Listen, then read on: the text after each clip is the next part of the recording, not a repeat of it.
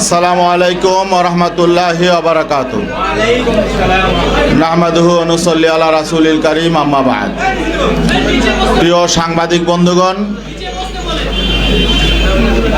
আজকে শুরুতেই আমি আপনাদেরকে ইসলামী আন্দোলন বাংলাদেশের পক্ষ থেকে ইসলামী আন্দোলন বাংলাদেশের মোহতারাম আমির হযরত পীর সাহেব চরমনায়ের পক্ষ থেকে আপনারা কষ্ট করে এত ব্যস্ততার মধ্যেও আমাদের ডাকে সাড়া দিয়েছেন, এই জন্য আপনাদেরকে ধন্যবাদ জানাই, কৃতজ্ঞতা জানাই। সাংবাদিক বন্ধুগণ, আপনাদের আগ্রহের কেন্দ্রবিন্দু এখন আসন্ন ত্রয়োদশ জাতীয় সংসদ নির্বাচনে ইসলামী আন্দোলন বাংলাদেশের সর্বশেষ অবস্থান কি, এই বিষয়টার উপর আপনাদের আগ্রহের কেন্দ্রবিন্দু। এটা আমরা বুঝতে পারছি, উপলব্ধি করছি। আমরাও আমাদের অবস্থান ক্লিয়ার করব। সাংবাদিক বন্ধুগণ, আপনারা জানেন ইসলামী আন্দোলন বাংলাদেশ প্রতিষ্ঠা হয়েছে 1987 সালে। ইসলামী আন্দোলন বাংলাদেশের বিঘোষিত লক্ষ্য উদ্দেশ্য হলো আমরা এই দেশটাকে একটি কল্যাণ রাষ্ট্রে পরিণত করতে চাই ইসলামের সুমহান আদর্শের আলোকে। ইসলামের সুমহান আদর্শের আলোকে, ইসলামের নীতি আদর্শ প্রতিষ্ঠার মধ্য দিয়ে আমরা বাংলাদেশটাকে একটি কল্যাণ রাষ্ট্র পরিণত করতে চাই, বাংলাদেশের গণমানুষের অধিকার প্রতিষ্ঠা করতে চাই, এবং আমরা এটা বিশ্বাস করি ইসলামের নীতি আদর্শের ভিত্তিতেই সকল মানুষের অধিকার প্রতিষ্ঠা সম্ভব। এবং শুধু মুসলমান নয়, অমুসলিম জাতি ধর্ম বর্ণ নির্বিশেষে সকলের অধিকার নিশ্চিত করার জন্যে ইসলামই একমাত্র উপযুক্ত আদর্শ। এবং ইসলাম এ যুগেও বাস্তবায়িত হলে সকলের অধিকার সুনিশ্চিত হবে, ইনসাফ প্রতিষ্ঠা হবে, সুবিচার প্রতিষ্ঠা হবে, ন্যায় প্রতিষ্ঠা হবে। এই বিশ্বাস থেকেই গোটা বাংলাদেশে ইসলামী আন্দোলন বাংলাদেশের নেতাকর্মীরা কাজ করে যাচ্ছে। শুধু তাই নয়, ইসলামী আন্দোলন বাংলাদেশ এই দেশ গড়ার এই রাজনীতি, কল্যাণ প্রতিষ্ঠার এই রাজনীতি, ইসলাম প্রতিষ্ঠার এই রাজনীতিটাকে পবিত্র এবাদত মনে করে। এবাদত মনে করেই আমরা এই বাংলাদেশে গণমানুষের সামনে এই দাওয়াত পৌঁছে দিচ্ছি। যেহেতু আমরা এটাকে একটা পবিত্র এবাদত মনে করি, এই জন্যই আমাদের গোটা বাংলাদেশে লাখো নেতাকর্মী, তাদের মধ্যে কোনো হতাশা নেই। আমরা যেমন নামাজ পড়ি, আমরা যেমন রোজা রাখি, আমরা যেমন জাকাত দেই, নিয়মিত দিয়ে যাই, এতে করে যেমন আমাদের কোনো হতাশা নেই, তেমনিভাবে আমাদের এই রাজনীতি এটা করেও আমরা পরিতৃপ্ত, এতে করে আমাদের কোনো হতাশা নেই। বর্তমান বাস্তবতায় আপনারা জানেন গত বছর 5 আগস্ট একটি অভ্যুত্থান হয়েছে। অভ্যুত্থানের মধ্য দিয়ে একটি ফ্যাসিবাদী স্বৈর সরকারের পতন হয়েছে। মানুষের মধ্যে একটা প্রত্যাশা জেগে উঠেছে যে আগামীতে একটি নতুন বাংলাদেশ বিনির্মাণ হবে। ইসলামী আন্দোলন বাংলাদেশ মনে করেছিল এখন ইসলামপন্থী শক্তির সামনে একটা বড় সুযোগ তৈরি হয়েছে। ইসলামের আদর্শের আলোকে রাষ্ট্র পুনর্গঠনের, মানুষের অধিকার প্রতিষ্ঠার একটা মহান সুযোগ তৈরি হয়েছে। এই সুযোগটা যাতে কাজে লাগানো যায় এবং দেশটাকে যাতে একটি কল্যাণ রাষ্ট্রে প্রতিষ্ঠা করা যায়, ইনসাফ কায়েম করা যায় এবং বৈষম্যহীন শোষণমুক্ত সমাজ প্রতিষ্ঠা করা যায়, এই লক্ষ্য বাস্তবায়নের জন্য ইসলামী আন্দোলন বাংলাদেশের মোহতারাম আমির পীর সাহেব চরমনাই ইসলামপন্থী শক্তির জন্য আগামী জাতীয় নির্বাচনে ইসলামপন্থীদের একটি ভোটের একটি বাক্স হবে, ওয়ান বক্স পলিসি ঘোষণা করেছিলেন। এবং সেই ওয়ান বক্স পলিসির যুগান্তকারী ডাকে সাড়া দিয়ে অনেকেই হুজুরের সাথে সুর মিলিয়ে কথা বলেছিলেন এবং একটা জাগরণ তৈরি হয়েছিল, মানুষের মধ্যে প্রত্যাশা জেগে উঠেছিল। সেটার মূলে ছিল ইসলামী শক্তির ওয়ান বক্স, ইসলাম প্রতিষ্ঠার জন্য, ইসলামের আদর্শের আলোকে বাংলাদেশটাকে পুনর্গঠন করার জন্যে কিন্তু দুর্ভাগ্যজনক বাস্তবতা হলো আমরা দেখলাম এক পর্যায়ে এসে সেই ইসলামপন্থী শক্তির ওয়ান বক্স থেকে কেউ কেউ এটাকে রাজনৈতিক স্বার্থ হাসিলের জন্যে, ক্ষমতায় যাওয়ার একমাত্র লক্ষ্য বাস্তবায়নের জন্যে এটাকে এই ধারা থেকে ভিন্ন দিকে নিয়ে যাওয়ার চেষ্টা চালাচ্ছে। এই জন্যে আমরা ব্যথিত, মর্মাহত। আমরা যেহেতু ইবাদতের রাজনীতি করি, আমরা আমাদের নেতাকর্মীদের সাথে প্রতারণা করতে পারি না। আমরা এদেশের ইসলামপন্থী জনতার আবেগের সাথে আমরা কিছুতেই প্রতারণা করতে পারি না। আমরা যেহেতু ইসলাম প্রতিষ্ঠার জন্যে, ইসলামের সুমহান আদর্শ প্রতিষ্ঠার জন্যে, ইসলামের আলোকে কল্যাণ রাষ্ট্র প্রতিষ্ঠার জন্যে আমরা দীর্ঘদিন যাবৎ এখানে কাজ করে আসছি। আমরা এর থেকে বিচ্যুত হতে পারি না। এই জন্যে আপনারা লক্ষ্য করেছেন যে গতকালকে 11 দলীয় জোটের ব্যানারে যেখানে আমরাও ছিলাম, সেখানে একটি সাংবাদিক সম্মেলন হয়েছে, সেখানে আসন বন্টন হয়েছে। সেখানে আমাদের এই যে দীর্ঘদিনের পথ চলা, 5ই আগস্ট পরবর্তী সারা দেশে আমরা ইসলামপন্থী শক্তি একসাথে করার জন্য যে চেষ্টা সাধনা করেছিলাম, আমরা দেখেছি যে শেষ পর্যায়ে এসে আমাদের যে লক্ষ্য ছিল সেই লক্ষ্য অর্জিত না হওয়ার একটা সম্ভাবনা তৈরি হয়েছে। লক্ষ্য অর্জিত না হওয়ার একটা শঙ্কা তৈরি হয়েছে। এই শঙ্কা থেকে আমরা চিন্তা করলাম আমাদের ইসলামের পক্ষের একটি বাক্সকে আমাদের হেফাজত করতে হবে। এই জন্যে ইসলামী আন্দোলন বাংলাদেশ, যদিও আমরা জানি সামনে আমাদের পথ চলা হয়তো মসৃণ নাও হতে পারে, কারণ আমরা ক্ষমতার রাজনীতি আমরা সেভাবে করি না। আমাদের মূল লক্ষ্য ইসলামকে আমরা আগে রাখি। আমরা নীতি আদর্শের রাজনীতি করি। আর এখানে আমরা দেখছি যে নীতি আদর্শের প্রশ্নে, রাজনৈতিক প্রশ্নে, ইনসাফের প্রশ্নে আমরা বৈরিতার শিকার হয়েছি।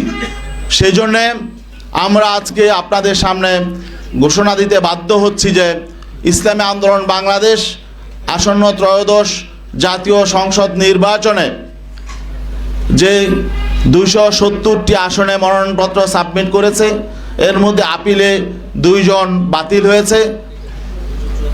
বাকি 268 জন সংসদ সদস্য প্রার্থী এখনো পর্যন্ত মাঠে কাজ করছেন।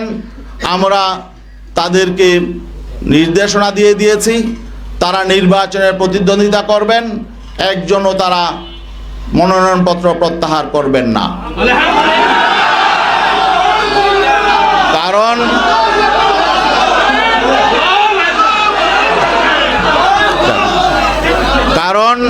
কারণ আমরা ইসলামী জনতার যে প্রত্যাশা, যে এখানে একটা বিষয় স্পষ্ট করে বলতে হয় যে আমরা কেন এই সিদ্ধান্তে আসলাম। জানেন যে এখানে বাংলাদেশ জামাতে ইসলামী একটি বড় শক্তি ছিল, অস্বীকার করার সুযোগ নেই। তাদের শক্তি সামর্থ্য অনেক বেশি, ঠিক আছে, কিন্তু আমরা আদর্শিকভাবে, নৈতিকভাবে আমরা কারো চেয়ে দুর্বল নই। আজকে আমাদের দুঃখজনক বাস্তবতা হলো আমরা অবাক বিস্ময়ের সঙ্গে দেখলাম জামাতে ইসলামী সম্মানিত আমির জনাব ডাক্তার শফিকুর রহমান, তিনি স্পষ্ট করে বলেছেন যে তারা ক্ষমতায় গেলে প্রচলিত আইন অনুযায়ী রাষ্ট্র পরিচালনা করবেন। এবং তিনি যে খ্রিস্টান সম্প্রদায়ের প্রতিনিধির সঙ্গে কথা বলছিলেন, সেই খ্রিস্টান সম্প্রদায়ের একজন সম্মানিত নারী, তিনি স্পষ্ট করে বলেছেন যে আমরা আশ্বস্ত হয়েছি যে জামাতের আমির শরিয়া আইন প্রতিষ্ঠা করবেন না, এই ওয়াদা তিনি করেছেন, এই জন্য আমরা আশ্বস্ত হয়েছি। তো এখন বাকি এই বিষয়টা যখন আমরা জানতে পারলাম, তখন আমরা স্পষ্ট হয়ে গেলাম যে আমরা যেই লক্ষ্য নিয়ে চলছি সেই লক্ষ্য অর্জিত হবে না। কারণ আজকে যখন রাষ্ট্র ক্ষমতা যাওয়ার মতো একটা পরিস্থিতি তৈরি হয়েছে, এখন যারা প্রধান শক্তি তারাই যদি ইসলামের সুমহান আদর্শ থেকে ভিন্ন দিকে চলে যায়, তারা যদি ইসলামী আইনের প্রতি তাদের আস্থা না থাকে, তাহলে আমরা যে কর্মী সমর্থক নিয়ে সারা দেশে ইসলামের পক্ষে কাজ করে যাচ্ছি, এই স্বপ্নই থেকে যাবে। এবং আজকে আমরা অবাক বিস্ময়ের সাথে লক্ষ্য করছি, জামাতে ইসলামী বাংলাদেশের সারা দেশে লক্ষ লক্ষ কর্মী সমর্থক আছেন। আমরা জানি বাংলাদেশ জামাতে ইসলামী তাদের জন্মের পর থেকে একটা মৌলিক স্লোগান ছিল যে আল্লাহর আইন চাই, সৎ লোকের শাসন চাই। এখন যখন ক্ষমতায় যাওয়ার মতো অবস্থা তৈরি হয়েছে, তখন তারা আল্লাহর আইন থেকে সরে গেলেন। তারা প্রচলিত আইনে রাষ্ট্র পরিচালনা করবেন এই কথা যখন ঘোষণা করলেন, তখন আমাদের প্রশ্ন জাগে যে সারা বাংলাদেশে এই বাংলাদেশ জামাতে ইসলামীর নেতাকর্মীদের এই যে আবেগ অনুভূতি, এই বিষয়টার প্রতি তারা আসলে খেয়াল করে নাই। আমাদের যেটা মনে হয়েছে, তারা ক্ষমতাটাকেই একমাত্র মুখ্য মনে করছে। তো এখন আমরা আসলে তাদের ক্ষমতায় যাওয়ার পথে বাধা হতে চাই না। আমরা বিনয়ের সাথে বলতে চাই, আমরা এই প্রচলিত আইনে বিগত 54 বছর রাষ্ট্র পরিচালিত হয়েছে। এই প্রচলিত আইনে শান্তি প্রতিষ্ঠায়, কল্যাণ প্রতিষ্ঠায় প্রচলিত আইন ব্যর্থ হয়েছে। এই প্রচলিত আইন বৈষম্য তৈরি করেছে। অন্যায় অবিচারের মূল হলো প্রচলিত আইন। অতএব আমরা তো সবসময় বলে আসছি, প্রচলিত আইন পরিবর্তন করে সেখানে আল্লাহর দেয়া আইন এবং ইসলামের সুমহান আইন, যেটা সকলের জন্য সমান এবং ধর্মবর্ণ নির্বিশেষে সকলের অধিকার প্রতিষ্ঠা করবে, আমরা তো সেই আইন প্রতিষ্ঠার জন্য আন্দোলন করি। এখন শেষ মুহূর্তে যদি আমরা দেখি যে আসলে প্রধান যে রাজনৈতিক শক্তি আমাদের সহযোগী শক্তি ছিলেন, তারা যখন নাকি বলছেন যে না, তারা সে আল্লাহর আইনের পথে চলবেন না, বরং প্রচলিত আইনেই তারা রাষ্ট্র পরিচালনা করবেন, তখন আমরা তাদের সহযোগী হওয়ার জন্য আমরা প্রস্তুত নই।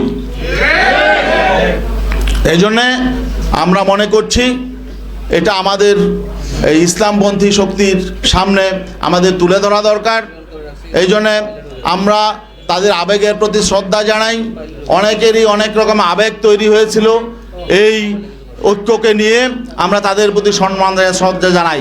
আর বিশেষ করে এখনো পর্যন্ত যারা জোটবদ্ধ আছেন, সেখানে আরও ইসলামী সংগঠন আছেন, তাদের প্রতি আমরা শ্রদ্ধা জানাই। তাদের প্রতি আমাদের কোনো বিরূপ ধারণা নেই। তবে আমি তাদেরকে বিনয়ের সাথে অনুরোধ করব, তারা যাতে এই যে জামাতে ইসলামীর প্রধান যে বক্তব্যটা দিয়েছেন, এইটার ব্যাপারে যদি তাদের নীতি আদর্শের সাথে সাংঘর্ষিক তারা মনে করেন, তারা যাতে একটু ক্লিয়ার হয়ে নেন। আরেকটি বিষয়, এটা ছিল আমাদের আদর্শিক বিষয়, আর একটা রাজনৈতিক বিষয়ও এখানে আছে। কারণ শুধু একটি কারণেই আমাদের অবস্থান নয়, আরও বেশ কিছু কারণ আছে। মৌলিক কারণগুলো আমি বলছি। রাজনৈতিক বিষয় হলো, যখন আমরা একই পথে হাঁটব, আমরা যখন সমঝোতার ভিত্তিতে নির্বাচন করব, আমরা যখন আগামীতে পার্লামেন্টে যাব, তখন আমাদের ভোট নিয়ে যারা পার্লামেন্টে যাবেন, আমরা যাদের ভোট নিয়ে পার্লামেন্টে যাব, তাদের পারস্পরিক সমঝোতা, সমন্বয়, সম্মানবোধ থাকতে হবে। জামাতে ইসলামীর সম্মানিত আমির ডাক্তার শফিকুর রহমান, তিনি বিএনপি প্রধান জনাব তারেক রহমানের সাথে সাক্ষাৎ শেষে তিনি স্পষ্ট করে বলেছেন যে তারা জাতীয় সরকার, নির্বাচন পরবর্তী জাতীয় সরকার, বিএনপির সঙ্গে জাতীয় সরকার গঠন করবেন এবং বেগম খালেদা জিয়া যে ঐক্যের পাঠাতন তৈরি করে গেছেন, সেই ঐক্যের পাঠাতনে দাঁড়িয়ে আগামী দিনে রাষ্ট্র পরিচালনা করবেন। এখন আমাদের প্রশ্ন হলো, এই যে তিনি একটি অ্যালায়েন্সে আছেন, একটি সমঝোতায় আছেন, এটা একটি মৌলিক প্রশ্ন। আগামীতে জাতীয় সরকার হবে নাকি কোন সরকার হবে, এটা একটা মৌলিক প্রশ্ন। যেহেতু আমরা এদের প্রতিদ্বন্দ্বী, একটি প্রতিদ্বন্দ্বী শক্তির সাথে গিয়ে উনি নিজে ঘোষণা দিয়ে আসলেন তিনি জাতীয় সরকার করবেন, তাদের ঐক্যের পাঠাতনে দাঁড়িয়ে রাষ্ট্র পরিচালনা করবেন, তাহলে এখানে আমাদের সাথে তো বিষয়টা তিনি ডিসকাস করেন নাই। অন্যান্য শরিকদের সাথে তিনি এককভাবে ঘোষণাটা দিয়ে আসলেন। এখন আমাদের শঙ্কা হলো যে এখানে নির্বাচনের আগেই যেহেতু একটা সমঝোতা সমন্বয় প্রতিদ্বন্দ্বী দলের সাথে হয়ে যাচ্ছে, তাহলে নির্বাচনটা আসলে পাতানো নির্বাচন হবে কি না, এটা কি ইলেকশন হবে নাকি সিলেকশন হবে, এই শঙ্কাটাও আমাদের সামনে চলে এসেছে। তো এই শঙ্কা নিয়ে আমরা তো আসলে মানে সহযোগী হতে চাই না কারো। আমরা চাই একটি প্রতিদ্বন্দ্বিতাপূর্ণ নির্বাচন। বাংলাদেশে স্বাধীনতা পরবর্তী যে নির্বাচনী যে কলঙ্ক হয়েছে সেই কলঙ্ক থেকে আমরা বেরিয়ে আসতে চাই। আর আমরা এমন সমঝোতার নির্বাচন, নিজেদের মধ্যে ভাগাভাগির নির্বাচন এবং সিলেকশনের নির্বাচন এটা আমরা চাই নাই, মানুষ এটা চায় না, কিন্তু আমরা সেই আশঙ্কা করছি। সেই আশঙ্কা থেকেও আমরা শঙ্কিত যে আগামী দিনে আসলে সুষ্ঠু নিরপেক্ষ গ্রহণযোগ্য নির্বাচন হবে কিনা, নাকি আমাদের সাথে ঐক্য করে তলে তলে আবার ভিন্ন রকম কিছু হবে, এই আশঙ্কাটাও আমাদের মধ্যে দেখা দিয়েছিল। তো এই জন্যে আসলে আমরা মনে করছি এগুলো জনগণের সামনে প্রকাশ করা দরকার। জনগণও বুঝতে পারছে, উপলব্ধি করছে। আমাদের কাছে বিভিন্ন দিক থেকে বিভিন্ন সংবাদ আসছে, বিভিন্ন রাষ্ট্রের সাথে বিভিন্ন পরিকল্পনা করা হচ্ছে, কি হচ্ছে এটাও আমরা জানি না। এখন বিশ্বস্ত এখানে সমঝোতা সমন্বয় হতে হলে, ঐক্য হতে হলে পারস্পরিক শ্রদ্ধা, বিশ্বাস, আস্থা লাগে। আমরা আস্থা, বিশ্বাস, শ্রদ্ধার জায়গা যখন ভেঙে যায় তখন তো আসলে সেখানে ঐক্য টিকে না। এই জন্যে আমি ইসলামী আন্দোলন বাংলাদেশের মোহতারাম আমিরের পক্ষ থেকে আদিষ্ট হয়ে আজকে আপনাদের সামনে এই কথাগুলো বললাম। আপনাদের যদি আরও কোনো ব্যাপারে কোনো প্রশ্ন থাকে। ও আরেকটা বিষয়, আমাদের যেহেতু 268 আসনে ক্যান্ডিডেট আছে আর 32টা আসন এখনও ফাঁকা আছে, এই 32 আসনেও আমরা সমর্থন দিব। সেখানে কাদেরকে আমরা সমর্থন দিব সেটা আমরা মনোনয়নপত্র প্রত্যাহারের পরে আমরা ডিসাইড করব। আমাদের নীতি আদর্শ এবং লক্ষ্যের সাথে যাদের মিল হবে তাদের সাথে সৎযোগ্য ক্যান্ডিডেট তাদেরকে আমরা ইনশাল্লাহ সমর্থন দিব। এবং আমরা আশাবাদী গোটা বাংলাদেশের 300 আসনেই আমাদের পক্ষের ক্যান্ডিডেট থাকবে ইনশাল্লাহ,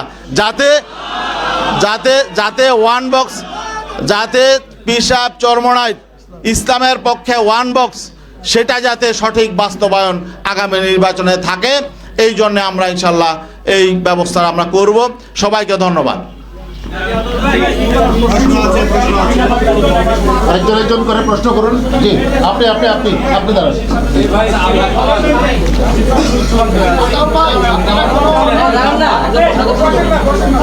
হ্যাঁ, একজন করে। জি, শরিয়া আইন আপনারা বাস্তবায়ন করতে চান, যেটা আমাদের সাথে সাংঘর্ষিক, তারা অবস্থান থেকে সরে গেছে।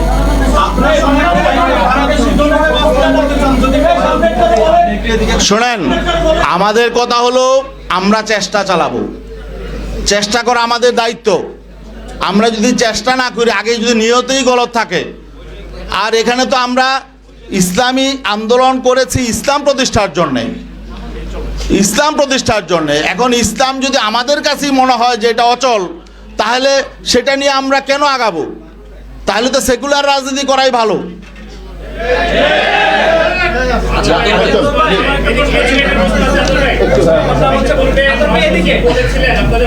বলেছিলেন যদি ক্ষমতায় যাওয়া হয় জামাতের সঙ্গে আপনারা ধীরে ধীরে জনগণ যেভাবে চাই সেভাবে শরিয়া আইন বাস্তবায়ন করবেন।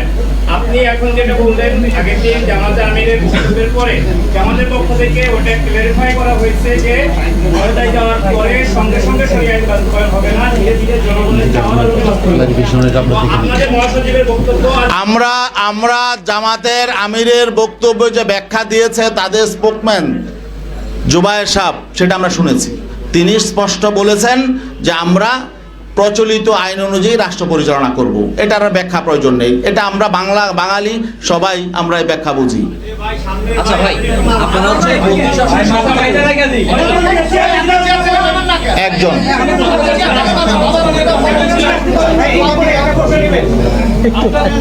আপনারা যে নীতিগত আদর্শের কথা বলছেন, এর বাইরে কি আসন সমঝোতা নিয়ে কোনো আলোচনা ছিল? শেষ পর্যন্ত আপনারা বিভিন্নভাবে যে আসন সমঝোতা করছেন, কি বলবেন? শোনেন, আসন এখানে কম বেশি হতেই পারে, তবে এখানে আমাদের আত্মসম্মান বোধে লেগেছে, এটাও একটু বলা প্রয়োজন। আসন সমঝোতায় সর্বপ্রথম আলোচনা শুরু হয়েছে 2 আমিরের, ডিসেম্বরের 9 তারিখ আমিরে জামাত এবং আমাদের ইসলামী আন্দোলনের আমির পীর সাহেব চরমনাই 2 জন একান্তে বসেছিলেন। যেহেতু আপনি প্রশ্নটা করেছেন, এটা আসতে হয়, আমি এদিকে যেতে চাই নাই। প্রথম দিনই তিনি ইনসাল্ট করেছেন। আপনারা জানেন বিভিন্ন জরিপ প্রকাশ হয়। 9 ডিসেম্বর যেদিন তারা 2 জন বসেছিলেন, সেদিন প্রথম আলোতে একটা জরিপ প্রকাশ হয়েছিল। সেই জরিপ আপনারা দেখেছেন। সেই জরিপে প্রকাশ হয়েছিল যে বিএনপিকে চায় 65% মানুষ, জামাতে ইসলামকে চায় 25% মানুষ, আর সেখানে ইসলামী আন্দোলনেরও ছিল একটা, সেটা হলো 0.1% মানুষ। ঠিক আছে, ওই দিন বসার পরে আলোচনা শুরুতেই জামাতের আমির মোহতারাম তিনি আমাদের আমিরকে বললেন যে এই যে কি এই একটা প্রথম আলোতে একটা জরিপ এসেছে দেখেন। তাহলে এটার অর্থ কি? এটার অর্থ হলো যে তাকে ইনসাল্ট করা, যে আপনাদের তো কোনো পয়েন্টই নাই, মানে জনমতে আপনাদের কোনো কি নাই, কোনো 1%ও নাই। 0.1 মানে 1%-এর শতভাগের 1 ভাগ। তো এটা হলো উনি ইনসাল্ট করে শুরু করেছে যাত্রা। সেদিনই আমি আমাদেরকে বলেছেন যে তাদের কিন্তু মতলব ভালো নয়, তারা হয়তো আমাদেরকে সাথে বেইনসাফি করবে। কারণ তিনি আমাকে এই জরিপের কথা কেন আনলেন সেখানে, পরে আমরা দেখলাম শেষ পর্যন্ত তারা এই জরিপের মধ্যেই ছিল। এবং সর্বশেষ মিটিং যখন আমার সঙ্গে হয় ডক্টর আব্দুল্লাহ মোহাম্মদ তাহের সাহেব, তিনিও বললেন যে আপনাদেরকে অনেক আসন দেওয়া হয়ে গেছে, জরিপে তো আপনাদের এত নাই। তখন তিনি আমার দেশের একটা জরিপের কথা সেদিন আনলেন। আপনারা জানেন আমার দেশেও একটা জরিপ প্রকাশ হয়েছিল এবং সেটা হয়তো তারাই করেছে। যাই হোক, জরিপ কারা করে এটা আপনারাও জানেন, এগুলো পেইড এজেন্সি থাকে, এনজিও থাকে, টাকা দিয়া করা হয়। যাই হোক, তো এখানে ওই জরিপের ফলাফলটা রেজাল্টটা কী ছিল, যে সেখানে বিএনপিকে চায় 34% মানুষ, জামাতকে চায় 33% মানুষ, এনসিপিকে চায় 7% আর ইসলামী আন্দোলনকে চায় হলো 3% মানুষ। আচ্ছা বলেন দেখি, জামাতকে যদি 33% মানুষ চায়, এনসিপিকে যদি 7% মানুষ চায়, তো 40% হয়ে যায়। আর বিএনপি চায় 34%, বিএনপিকে চায়, তাহলে তো বিএনপির থেকেও এখন যদি এনসিপি তাদের সঙ্গে আছে, বিএনপির চেয়ে 6% ভোট তাদের বেড়ে গেছে। এখন তাহলে আমাদের কি আর এখানে অবস্থান থাকে? এখন তখন যখন তারা বলে জরিপে তো তা আসলে আপনাদের তেমন অবস্থান নেই, তো এখন তাহলে বোঝা গেল যে তারা যে আসন দিয়েছে এটা অনুগ্রহ করে দিয়েছে। তা আমরা তো কারো অনুগ্রহের পাত্র হয়ে রাজনীতি করতে চাই না।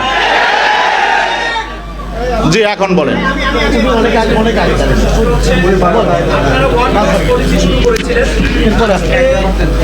আপনি তো একটা প্রশ্ন করছেন। আচ্ছা আচ্ছা, ঠিক আছে। পলিসি ভেঙে গেল কিনা, এক আপনারা 32 আসনে কাদেরকে সমর্থন দিবেন, যেহেতু হচ্ছে আপনাদের হচ্ছে কোন প্রার্থী নাই। একটা বিষয় হচ্ছে যোগ্য তো অনেকে আছে, কিন্তু আরো ইসলামপন্থী দল আছে। শোনেন, আমি এটা জবাব দিয়েছি, বলেন বলেন। সেটা হচ্ছে আপনাদের এই ওয়ান বক্স পলিসিকে কেন্দ্র করে ইসলামপন্থী দলগুলোকে নিয়ে আপনাদের কিছু সমর্থক, জামাতের কিছু সমর্থক অনলাইনে বাকযুদ্ধ জড়িয়েছে এবং যেসব ভাষা ব্যবহার করা হচ্ছে এগুলো ইসলামের নীতি বিরোধী এবং মানুষের কাছে বাজে মেসেজ যাচ্ছে। এই যে আপনারা এখন পৃথক হয়ে গেলেন, আপনাদের বলি জামাতের বলি, এই যে আপনারা পৃথক হয়ে গেলেন, ইসলাম যারা ইসলাম প্রতিষ্ঠা করতে যায়, ইসলামী শাসন প্রতিষ্ঠা করতে যায়, কি বার্তা গেল? আর এই যে সব গালিগালাজ বন্ধ আপনারা কোনো ব্যবস্থা নেবেন? প্রথমত যে কথা বলতে চাই, শুধু আমাদের ইসলামপন্থীদের পারস্পরিক নয়, রাজনৈতিক শিষ্টাচার আমরা বজায় রাখবো। আমাদের সকল পর্যায়ের নেতাকর্মী সমর্থকদের প্রতি আমাদের নির্দেশ থাকবে যে কেউ যাতে শালীনতার মাত্রা অতিক্রম না করি। আমরা শুধু জামাতে ইসলামী বা অন্য কোনো ইসলামী সংগঠন কেন, আমরা বিএনপি, আওয়ামী লীগ, জাতীয় পার্টি বা যে কোনো রাজনৈতিক দল, কোনো রাজনৈতিক দলের বিরুদ্ধেই শিষ্টাচার বহির্ভূত কোনো রকম আচরণ আমরা করব না এবং আমরা শালীনতা বোধ বজায় রাখবো। এটা আমাদের নির্দেশনা সবসময় আছে। আমি বলবো যে আমরা যাদের সাথে ছিলাম এদের প্রতি আমরা অশ্রদ্ধা করব না, তারাও যাতে শালীনতার মধ্যেই থাকে, তাদের প্রতি আহ্বান জানাবো। আরেকটা বিষয় হলো, আপনি বলেছেন যে ওয়ান বক্স পলিসি ঠিক আছে কিনা। আমাদের তো ইসলামের পক্ষের ওয়ান বক্স আছে, সেটা তো আমরা বলেছি। আমরা তো ওয়ান বক্সের বাইরে যাই নাই, আমরা তো ইসলামের পক্ষে আছি এবং 300 আসনেই সেটা থাকবে। আপনি বলছেন 32টা কারা থাকবে, সেটা আমরা দেখব। আমাদের নীতি আদর্শের সাথে যারা একমত হয়, ওয়ান বক্সের সেই ফর্মুলা যারা আসে তারা থাকবে। আদর ভাই আমি একটা প্রশ্ন করি। আপনার কাছে একটু জানতে চাই, আপনাদের যে ফাঁকা আসনগুলো আছে সেখানে আপনারা সমর্থন দিবেন বলেছেন। ওই আসনগুলোতে যদি জামায়াতের প্রার্থী যদি কোয়ালিফাই হয় তাহলে আপনাকে তাকে সমর্থন দিবেন, এক। আর দ্বিতীয়ত হচ্ছে যে এখানে ধরেন ইসলামিক কোনো প্রার্থী না থেকে অন্য একটা দলে থেকে আমি আমার কথা বলেছি যে আমাদের নীতি আদর্শের সাথে যাদের সঙ্গতি থাকবে এবং আমাদের ওয়ান বক্স পলিসির পক্ষে যারা থাকবে তাদেরকে দিব।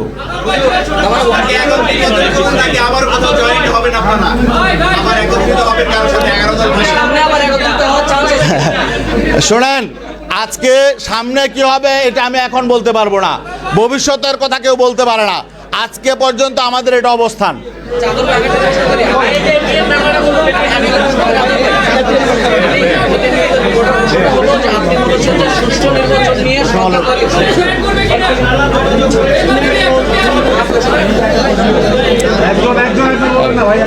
একটু দাঁড়ান উনি বলেন আপনি আপনি সুষ্ঠু নির্বাচনের কথা বলেছেন, সুষ্ঠু নির্বাচন নিয়ে সরকার তৈরি হয়েছে। হ্যাঁ, সেটা কি ধরনের সংখ্যা? না আমরা ভাবছি একটা পাতানো নির্বাচন হতে পারে, এই সংখ্যাটা আমাদের আছে, সেটা তো আমি শুরুতেই বলেছি। এবং সেই পথে হয়তো কেউ হাঁটবেন না, আমরা সতর্ক করব। এই জন্যে আমরা 300 আসনেই আমাদের প্রতিদ্বন্দ্বিতা থাকবে, যাতে নির্বাচনটা পাতানো না হতে পারে। জি, আপনারা আরো আগামী যে দলগুলো আছে যে দলগুলো তাদের সঙ্গে আপনারা আলোচনা করেছিলেন, সেখানে ফিডব্যাক দিয়ে আপনারা বলেছেন যে তাদের সঙ্গে আপনাদের মধ্যে মিল হবে, তাদের সঙ্গে তাদের আলোচনা আছে কিনা, এবং লাস্ট 300 আসনে আপনাদের প্রত্যাশা কি? শোনেন, 300 আসনের ব্যাপারে তো আমি বলেছি 300 আসনে আমাদের প্রার্থী থাকবে এক।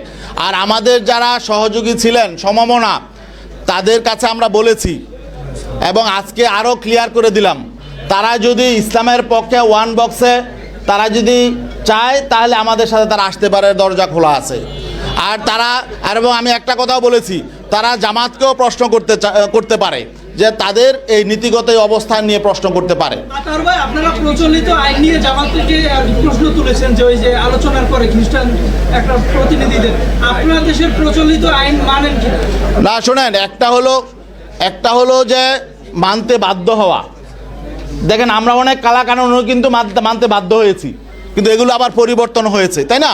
তা আমরা তো অনেক আইন মানতে বাধ্য, বাংলাদেশের নাগরিক হিসাবে সংবিধান মানতে বাধ্য, কিন্তু সংবিধানে কিছু অসঙ্গতি থাকে, বৈষম্যমূলক কিছু আইন থাকে, নিপীড়নমূলক কিছু আইন থাকে, এগুলো তো পরিবর্তনের সুযোগ থাকে, তাই না? অতএব আমাদের যদি শক্তি সামর্থ্য থাকে তাহলে আমরা এগুলো পরিবর্তন করব, সেটা নিয়মতান্ত্রিক উপায়ে। ভাই বিএনপি চেয়ারম্যান আপনাদের চেয়ারম্যানকে ফোন দিয়েছিল, কি ধরনের আলাপ আলোচনা হয়েছিল বলে? না, বিএনপি চেয়ারপারসন আমাদের নায়েব আমিরকে রিং দিয়েছে, এমন একটা ফেসবুকে ছড়িয়েছে, এটার কোনো ভিত্তি নেই। ভাই, জাতীয় পার্টির সাথে আপনাদের কি সমঝোতা হওয়ার সম্ভাবনা আছে কিনা? জাতীয় পার্টি না, কোনো সম্ভাবনা নাই। আচ্ছা, ধন্যবাদ।